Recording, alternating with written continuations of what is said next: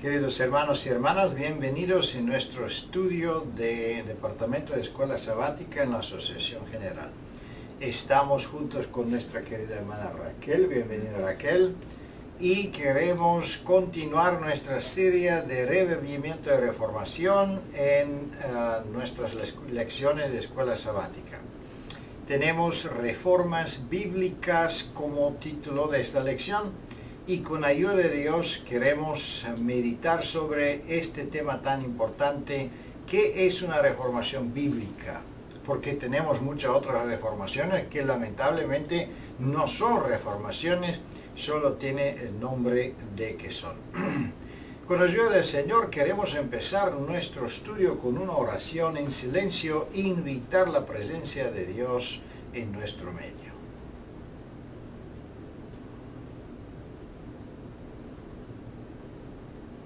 Amén. Como siempre vamos a hacer un repaso de la estructura de la lección y desde el principio podemos ver que tenemos una introducción en el asunto de la importancia de la reforma o de los castigos que Dios ha enviado al pueblo de Dios si ellos no cometieron o no entraron o no se reformaron. También se habla especialmente en los principios de la lección del pecado de idolatría. Después de algunas preguntas en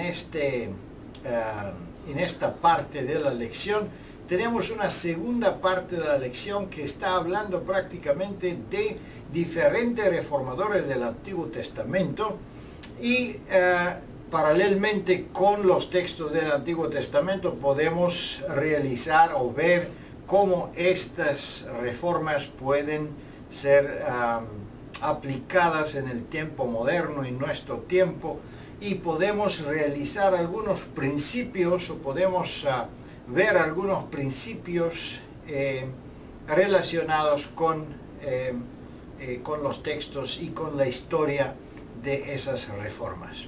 También en la última pregunta 10 vamos a ver que prácticamente la reforma bíblica tiene algunos puntos para que ser reconocidas, y es sumamente importante entender por qué y distinguir una reformación bíblica basada en la Biblia, en el espíritu de profecía, y un intento de reformación, pero que no tiene nada que ver con la voluntad de Dios ni con la palabra de Dios. Y con la ayuda de Dios queremos entrar ahora en un estudio más detallado y gozamos también con la presencia de nuestra querida hermana Raquel y esperamos sus comentarios también. La primera pregunta, Raquel, es ¿qué castigo severo vino sobre los que alejaron a otro del culto divino? Tenemos varios puntos en esa pregunta. Tenemos ellos que intencionalmente prácticamente intentaron de desviar la religión en Israel. Es un asunto muy importante entender también qué es en ese caso una apostasía, una apóstata en el sentido de adoración de los ídolos. Bienvenida y gracias. Por favor. La cita que tenemos aquí de Deuteronomio 13 nos presenta todos los pasos que identifican un proceso de alejamiento de la verdad. El primer elemento es muy importante porque nos habla de hermano, hijo de tu madre, o hijo, o tu hija, o tu mujer, o tu amigo íntimo. Así que nos está dando un listado de personas con las que nos asociamos que pueden ser nuestros propios familiares o amistades íntimas, muy cercanas, del mismo grupo humano en el cual nos desenvolvemos. Entonces, nos damos cuenta que se introduce este proceso de apostasía dentro muchas veces de los grupos más cercanos y asociados consanguíneamente o por cercanía amistosa. Y dicen en secreto. Este es el segundo elemento muy significativo. Así que ocurre por personas que proponen secretamente. Así que la apostasía nunca se presenta públicamente en forma inicial, sino que tiene un inicio subterráneo y secreto por asociación y cercanía de los grupos más próximos. Tenemos ahora la declaración propia que dice así: vamos y sirvamos a dioses ajenos. Esta es la propuesta directa de la transgresión de la ley de Dios, relacionada con el cuestionamiento de la autoridad de Dios y de la legitimidad de su derecho a adoración, negando el origen, la identidad y la autenticidad de la verdad. Ahora, ¿qué ocurre? Ante esa propuesta que procede de personas específicas de gran cercanía, viene el elemento de la decisión. Y la Biblia le dice: no consientas, no le prestes ayuda, no lo compadezcas, no le tengas misericordia, no lo encubras. Fíjense qué interesante es este proceso. En el momento en que se hace una propuesta de transgredir la ley de Dios, de sustituir la autoridad de Dios por otro poder, de cambiar la forma y el objetivo de adoración, es un acto de apostasía. Ahora, es un acto de apostasía que no debe ser compartido. Cuando nosotros analizamos el centenario de la existencia de la Reforma, nos damos cuenta que se cumplió exactamente el mismo proceso. El acto de apostasía se inició dentro de la Iglesia y se produjo por la máxima dirección de esta, y se hizo inicialmente en secreto. ¿En qué sentido? Primero hubo el contacto gubernamental y se observó la presión, y también se analizaron en secreto a niveles de comité las consecuencias a favor o en contra de los beneficios temporales o los perjuicios que podían sufrir. Y se consideró, el próximo paso fue escuchar, fue consentir y fue encubrir. Entonces se hizo la presentación como que nada grave estaba aconteciendo, lo cual era digno de ejecución, lo cual era digno de ser eliminado de la raíz. Ahora, ¿qué castigo severo se debe dar cuando hay insinuación, inclinación o proceso de caer en una apostasía? Debe ser erradicado inmediatamente. ¿Y qué no debemos hacer nunca? Dar oído, consentir, socializar y nunca jamás encubrir. Muchas gracias, muy interesante. Tenemos prácticamente castigos severos aquí, apedrear los apóstatas y todo eso.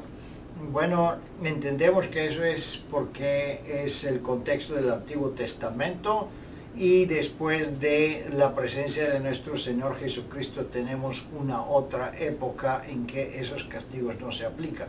De todas maneras debemos entender que el principio queda lo mismo, y así dice también los testimonios, que este principio sigue ser vigente hasta el fin del tiempo, que significa que el pecado es igual a la muerte, y eso es la enseñanza que entendemos en el Antiguo Testamento. Adoración a ídolos es igual perder su vida espiritual, su vida eterna. Así que seguimos adelante con nuestra lección y vamos a ver en las próximas preguntas más información relacionada con la adoración de los ídolos y la voluntad de Dios conectada con eso. ¿De qué pecado debe cuidarse el Israel espiritual hoy? ¿Podemos decir que hoy también podemos tener adoración a los ídolos? Bien, lo que ocurre es que nosotros tenemos que seguir el orden claro de la lección, porque tiene el propósito de establecer toda la sintomatología que se da hasta que la apostasía se desarrolla. La primera pregunta nos habla de que empieza en un círculo cerrado, lo hace en secreto, y eso es muy importante. Pero ahora, ¿qué es lo que se cuestiona? Lo que se cuestiona es la autoridad de Dios, número 1. 2, los principios de su reino. Entonces, habíamos considerado en la lección pasada el primero y el segundo mandamiento, pero sabemos que influyen en todos ellos. Aquí se nos enfatiza de nuevo que la apostasía cuestiona la autoridad de Dios. En el momento en que se desea o se tiene la tendencia a comprometer la verdad, lo primero que hay que comprometer es la autoridad de quien ha dado la verdad. Y ese es Dios mismo. Los 10 mandamientos son el reflejo del carácter de Dios. Antes siquiera de que los mandamientos de Dios que reflejan su carácter sean cuestionados, adaptados o flexibilizados de acuerdo a las circunstancias, es la autoridad del dador la que es puesta a un lado. Es decir, la iglesia tiene como cabeza de su cuerpo, que es todo el conjunto de miembros, a Cristo. En el momento en que la dirección de la obra es puesta a un lado, se sustituye a Dios como la máxima autoridad por decretos, estatutos o ordenanzas gubernamentales o institucionales, en ese momento estamos en una apostasía.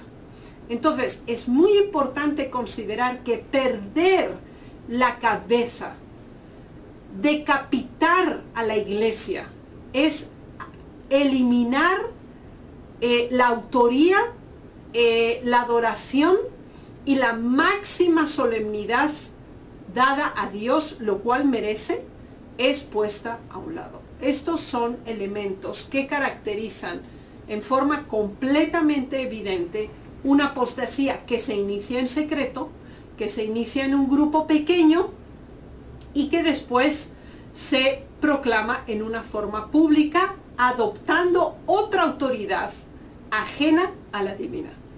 Muchas gracias, interesante. Es prácticamente la idolatría, es la transgresión del primer mandamiento de Dios, y es muy importante. El primer y el segundo mandamiento son mandamientos relacionados directamente con la persona de Dios, y la segunda pregunta prácticamente históricamente está relacionada con la Primera Guerra Mundial, y no solo con esa, pero con todas las intervenencias de autoridades civiles en la vida religiosa, donde los adoradores prácticamente lo conviene a aceptar mejor la autoridad civil y no seguir ser obediente a la autoridad de Dios. Entonces, en el momento cuando se reemplazan las autoridades, en ese momento tenemos un claro evento de idolatría, porque tenemos un reemplazo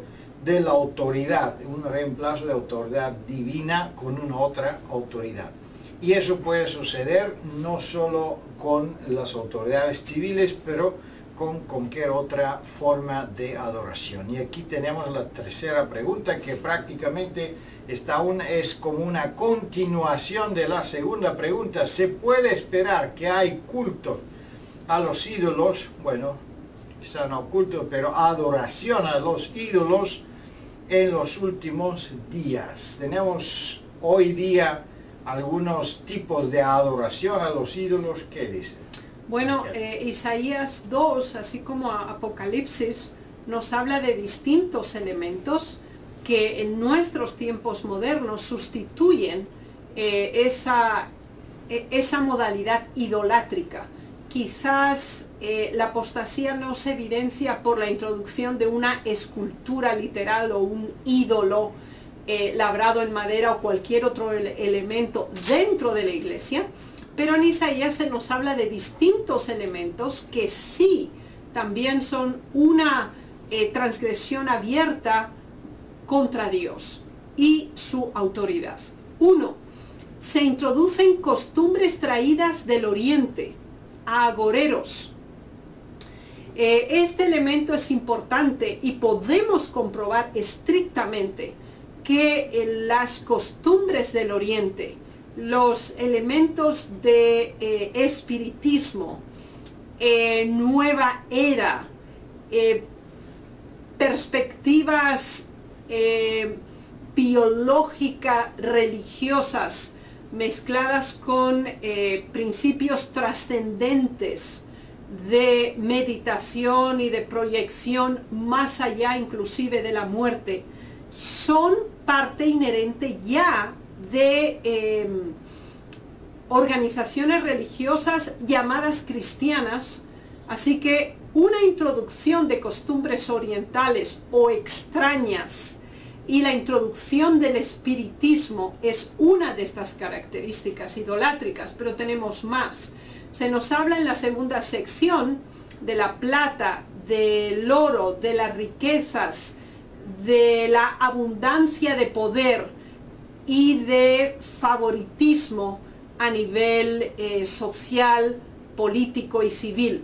Así que otra forma de idolatría es comprometer la verdad por obtener beneficios, reconocimiento, buena reputación y aceptación ante la sociedad, las autoridades civiles, otras instituciones religiosas y por extensión de una aceptación genérica a nivel social, sacrificando entonces sí los principios de la verdad.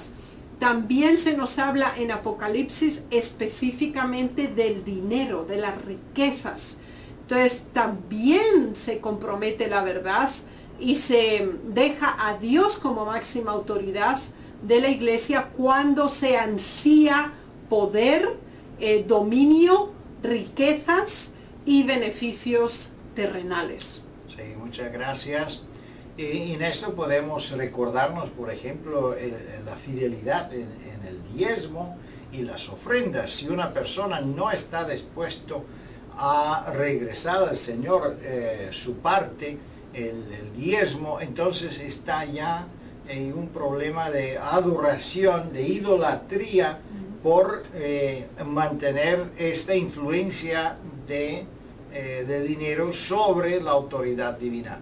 También entendemos que Israel en su tiempo le convenía, cuando vivían en Egipto, le convenía aceptar la influencia de los ídolos egipcios, la adoración a los ídolos en Egipto, la forma de vida, la forma de vestirse, la forma de hacer las cosas, porque de esa manera ellos no tenían tantas fricciones con el pueblo alrededor de ellos, y por eso vino el momento cuando Dios le quería guiarle afuera de este pueblo. Eso es que sucedió también en Europa en tiempo de la Primera y Segunda Guerra Mundial, y hasta hoy prácticamente muchos adventistas intentan de de adaptarse a las formas mundanas, modernas, para de esa forma evitar las diferencias tan grandes. Y es muy importante a mantener esa diferencia, y vamos a ver cómo eso ha sucedido en la vida y en el trabajo de varios reformadores. El primer reformador que se menciona aquí, pregunta número 4, es Moisés. ¿Cuál fue el llamado de Moisés cuando Israel cayó en apostasía? Una pregunta que implicaba una reacción y una toma de posición. La pregunta es: ¿quién está por Jehová? Júntese conmigo. Nosotros conocemos la historia, sabemos cuál fue la razón y las circunstancias que abocaron a Moisés a exigir una reacción y una toma de posición. Y esta pregunta es fundamental cuando se ha transgredido el pacto que como pueblo o individualmente hemos hecho con Dios. Individualmente lo hemos hecho en el bautismo. Pero cuando nosotros quebrantamos nuestra fidelidad ante Dios, cuando somos desobedientes al convenio que hemos hecho ante Dios, la pregunta es compulsiva. ¿Quién está por Jehová? Cuando la mayoría, cuando la generalidad ha tomado una posición equivocada, se requiere hacer esta pregunta. Esta pregunta es aplicada corporativa e individualmente. Y esta pregunta lleva a la reflexión y a la acción. Así que, en primer lugar, llama a nuestra racionalización, es decir, ¿dónde estoy yo? ¿Con quién estoy yo? ¿De parte de quién estoy yo? Lo que estoy haciendo, diciendo, ¿está en qué parte? ¿Estoy yo con Dios o no? Y entonces júntese conmigo. Es decir, cuando nos localizamos, cuando nos ubicamos en el lugar donde estamos y a favor o en contra de quién estamos, y este es un tema de autoridad de nuevo, porque se trataba de si estamos con Dios o no, en el pasado y hoy también, entonces tenemos que juntarnos con Dios. Muchas gracias. Tenemos en la pregunta número 4 la imagen de un líder y qué hacer en ese caso cuando hay una apostasía. Entonces un líder debe prácticamente provocar una división dentro del pueblo y todo que son prácticamente que provocan la apostasía. Ellos que conscientemente dirigen, como se mencionó en la primera pregunta, a una adoración ajena. Entonces esa separación debe sucederse. Eso es la voluntad de Dios y sabemos que Dios lo usó a Moisés en ese caso para provocar un zarandeo dentro del pueblo de Dios. Un otro ejemplo reformador famoso en la Biblia es ahora no un líder del pueblo, pero un profeta, es profeta Elías. ¿Qué llamado extendió el gran reformador Elías? ¿Qué principio podemos aprender de Moisés, de Elías? Y después vamos a ver varios otros reformadores, porque entendiendo el principio que ellos aplicaron en su tiempo, podemos entender que ese es el principio que Dios requiere de nosotros en nuestro tiempo. Ellos fueron inspirados por Dios para hacer esto. No fue un acto humano de iniciativa propia, sino fue una comisión divina que ellos recibieron. Y ahora encontramos otra pregunta. Y la pregunta es algo más extensa y personaliza mucho más la situación. ¿Hasta cuándo claudicaréis vosotros entre dos pensamientos? Dicho de otro modo, ¿hasta cuándo estaréis entre dos aguas? ¿Hasta cuándo estaréis entre esto y lo otro? ¿Cuál era el esto y el otro? ¿Dios o Baal? Y se le dice, si Jehová es Dios, seguidle. Y si Baal, id en pos de él. ¿Qué quiere decir esto? Si la pregunta de Moisés es, ¿quién está por Jehová? Primero nosotros tenemos que identificarnos a quién pertenecemos, con quién queremos estar. Ese es el primer elemento. Segundo elemento, no podemos servir a dos señores. Eso lo estudiamos en la lección pasada y aquí se enfatiza de nuevo. No existe cohabitación, relación, unión entre Dios y Satanás, entre el bien y el mal. No es posible.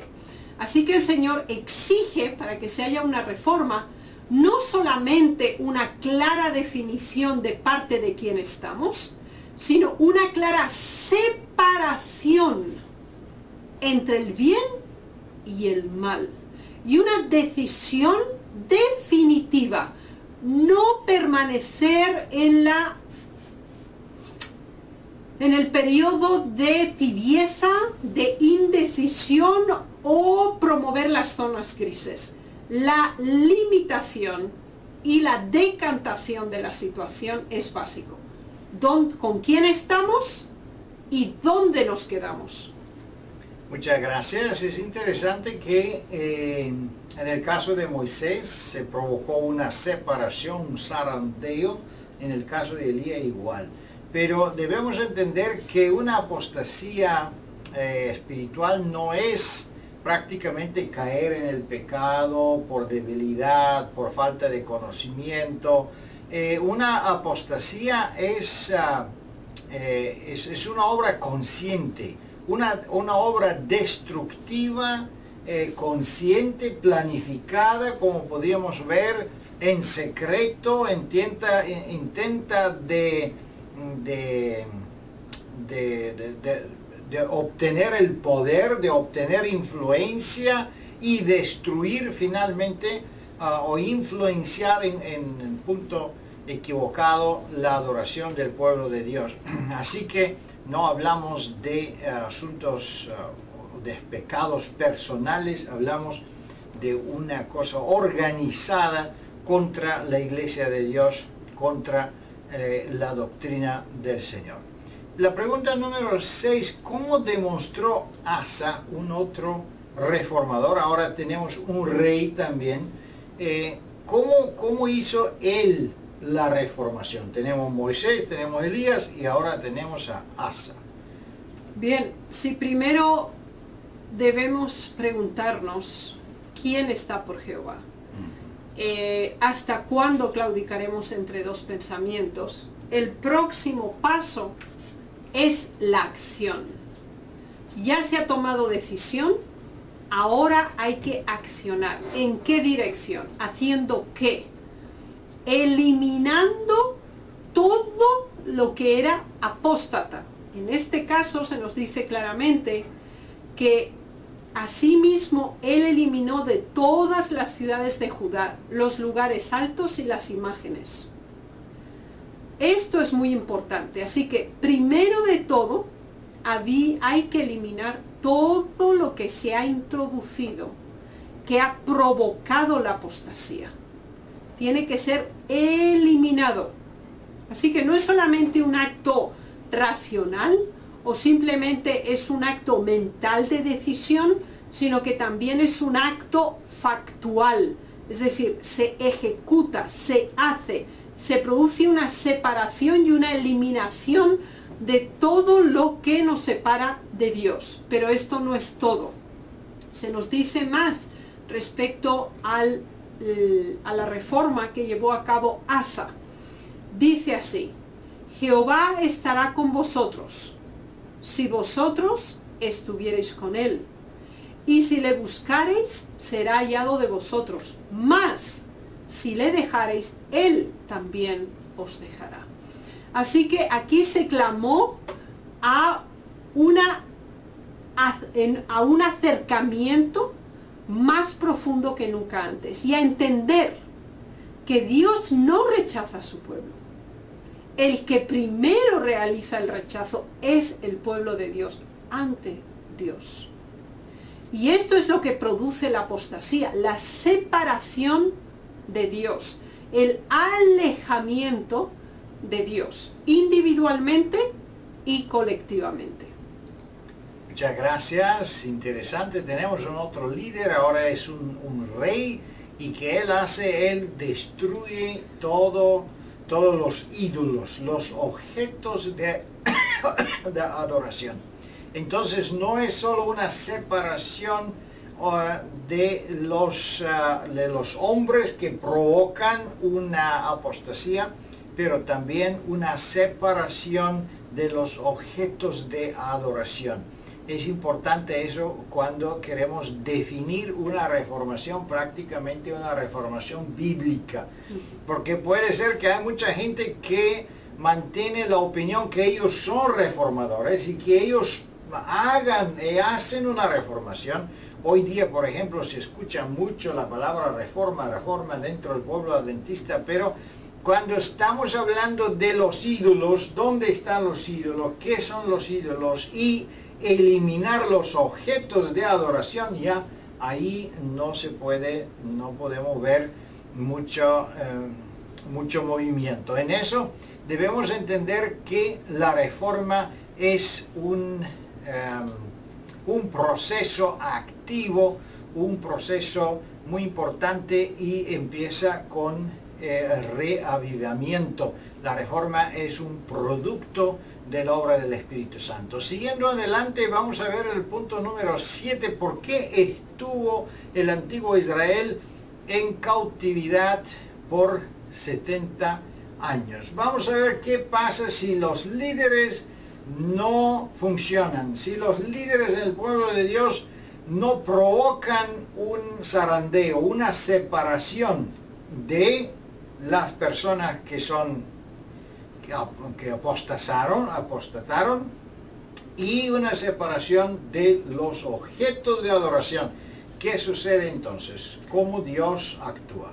Bien, el rey Asa, que es de acuerdo a la última pregunta, a las 6, él no solamente eliminó el mal, sino que reparó el altar. Entonces, una reforma implica eliminar lo que está mal y restaurar lo que está bien. Pero ¿qué ocurre? La reforma debe ser constante. El problema es que Asa hizo la reforma y los demás no la siguieron. Y entonces, ¿qué ocurre? Se llegó a un momento donde el Señor dijo: voy a usar otro método pedagógico diferente.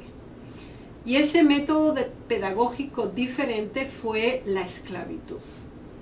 El profeta Jeremías fue aborrecido por sus conciudadanos, porque el anuncio era: deben entregarse a Babilonia y deben aceptar el cautiverio. Esto era impensable e inaceptable para el pueblo. ¿Por qué? Porque no querían reconocer su situación, ni mucho menos aceptar su estado de apostasía en cuanto a la ley de Dios y su relación con la autoridad de Dios. Y aquí se nos explica también en qué elementos estaban especialmente fallando. Se nos habla del día sábado. Estaban realizando negocios, estaban comprando y vendiendo, realizando toda una serie de transacciones en sábado, convirtiendo este día sagrado, claramente identificable como el día de Dios en el pueblo de Dios, como un día común que los igualaba con el resto de las naciones sin ningún tipo de diferencia.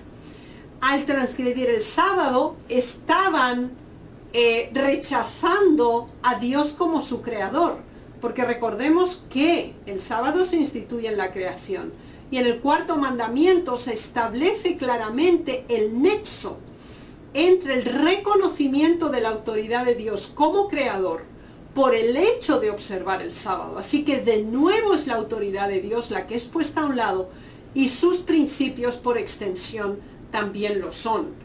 Y sabemos por Santiago que al transgredir uno hacemos lo mismo con el resto.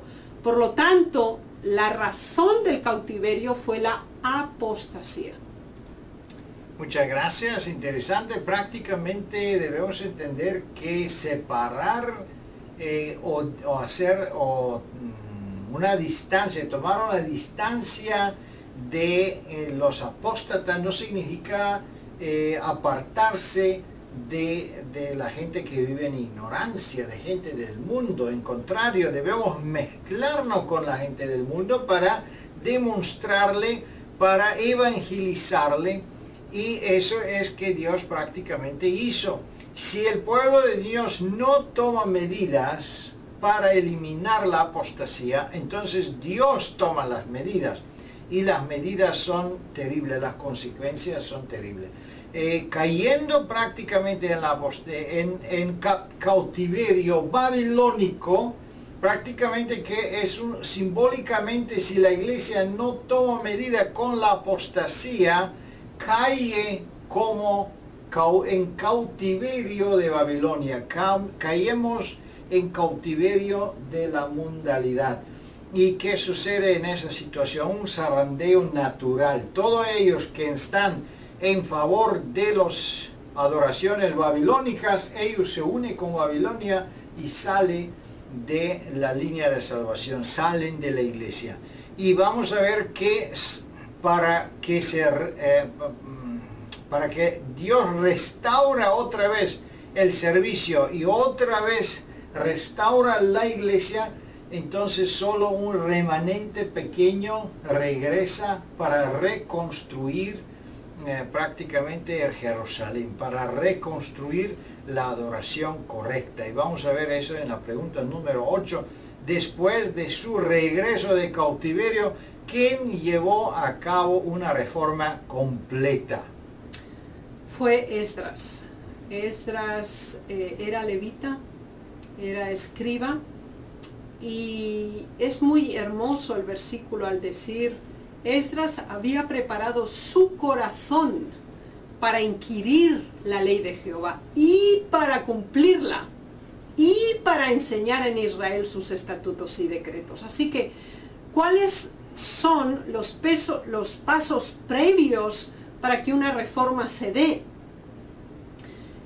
Es tener un corazón preparado para investigar la ley de Dios y tener la disponibilidad para cumplirla.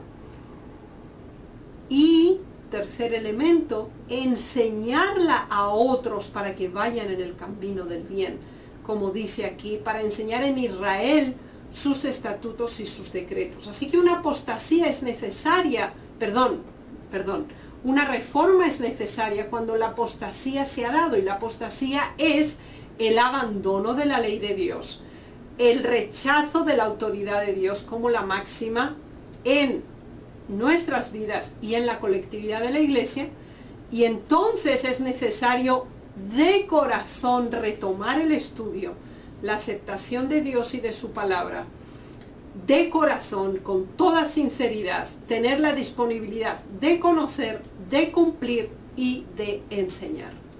Muchas gracias. Prácticamente la reforma verdadera es reconstruir todo que está destruido, levantar los caminos antiguos, eliminar los obstáculos de la adoración. Al mismo tiempo entendemos por la reforma que fue hecha por Esdras que prácticamente los israelitas que regresaron fueron los héroes y parecían reformadores grandes, porque ellos abandonaron sus casas y Babilonia, abandonaron todo para reconstruir a Jerusalén. Pero que vemos que cuando ellos vienen a Jerusalén, ellos mismos tienen mucho más que reformar, y eso es algo que nosotros siempre debemos recordarnos, que nunca se termina la reformación. Un reavivamiento y reformación no surge solo en tiempo de crisis y tiempo de apostasía total de la iglesia, pero surge o debe surgir todos los días, debe ser un proceso constante, como la santificación también es un proceso de toda la vida. Así también el deseo, el espíritu reformador debe acompañarnos todos los días en nuestra vida.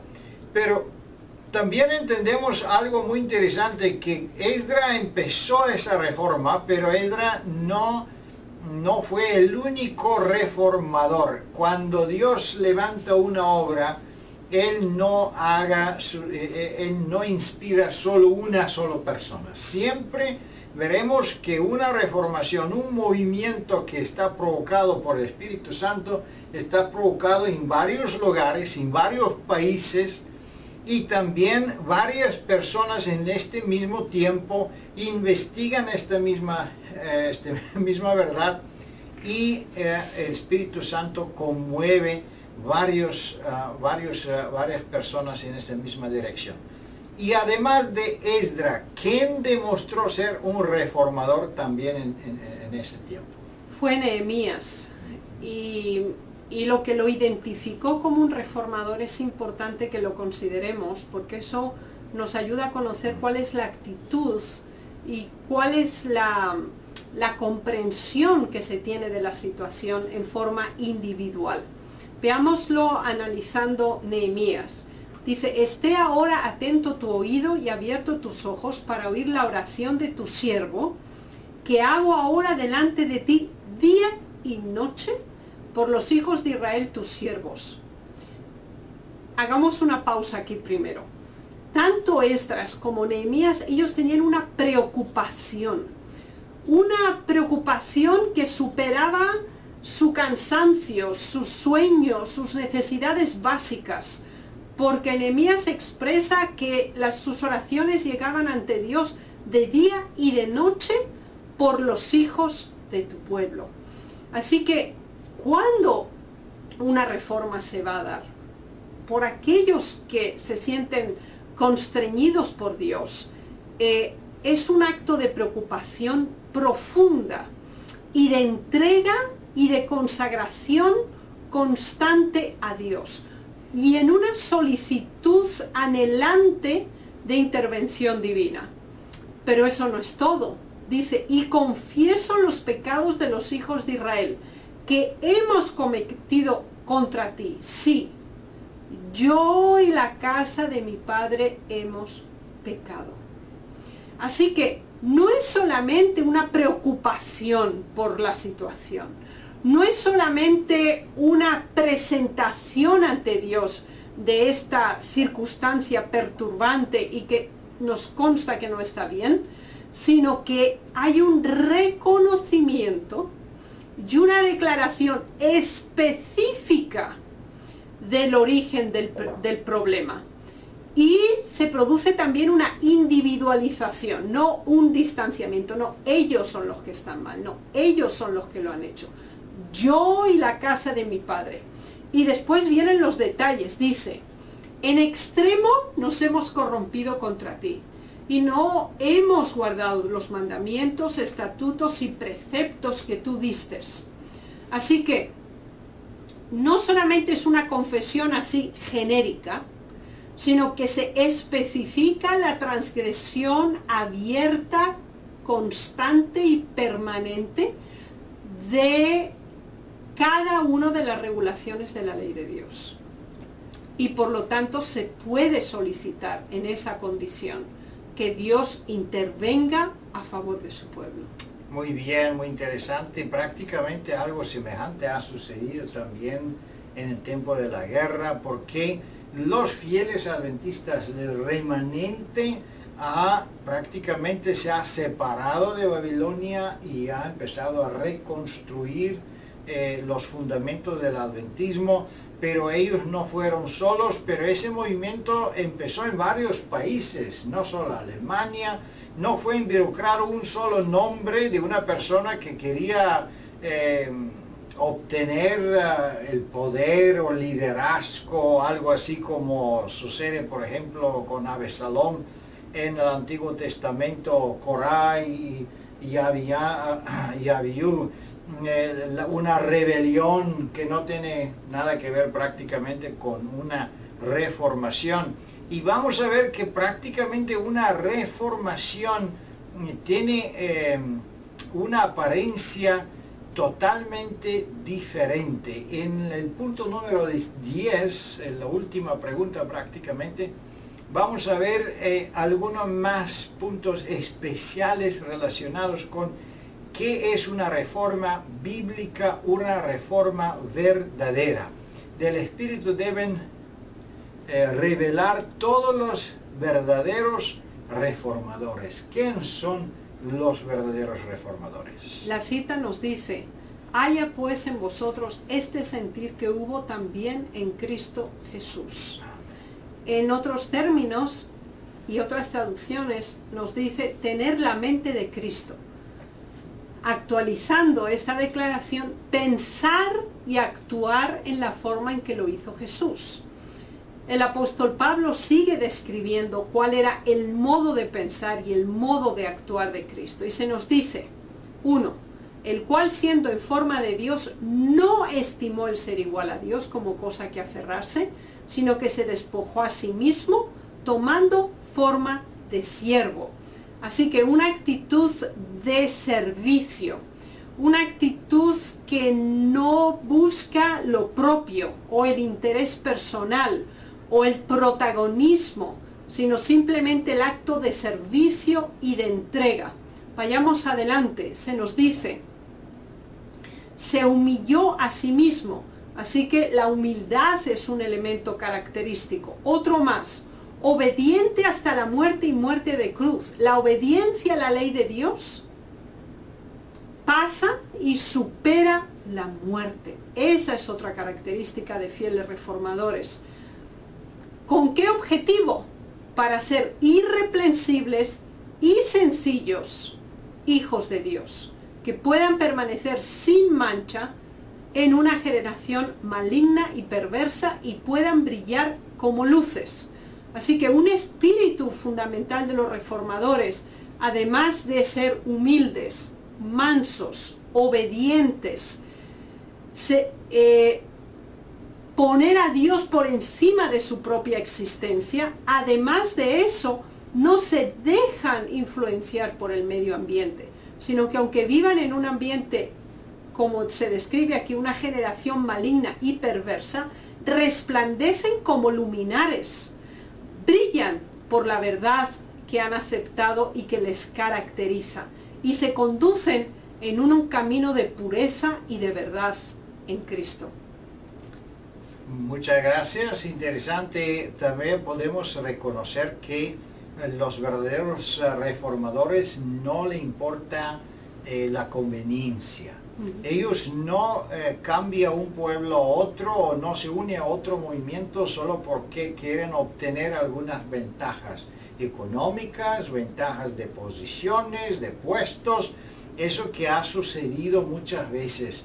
También una reforma falsa siempre se interesan primero de la posesión, de objetos, de dinero, de poder, de elecciones, del primer lugar. Eso es una separación, un cisma, una rebelión. En contrario, una reformación empieza por abajo y está pobre, no tiene ninguna ventajas, mejor decir, tiene todas las desventajas de empezar una vida nueva, y eso también, por supuesto, tiene las ventajas espirituales porque Dios está bendiciendo ese movimiento que se produce por un reavivamiento espiritual. Queridos hermanos y hermanas, que Dios le bendiga y le guarde. Disfruta el estudio de esa escuela sabática y con ayuda de Dios nos vemos la próxima semana. Amén.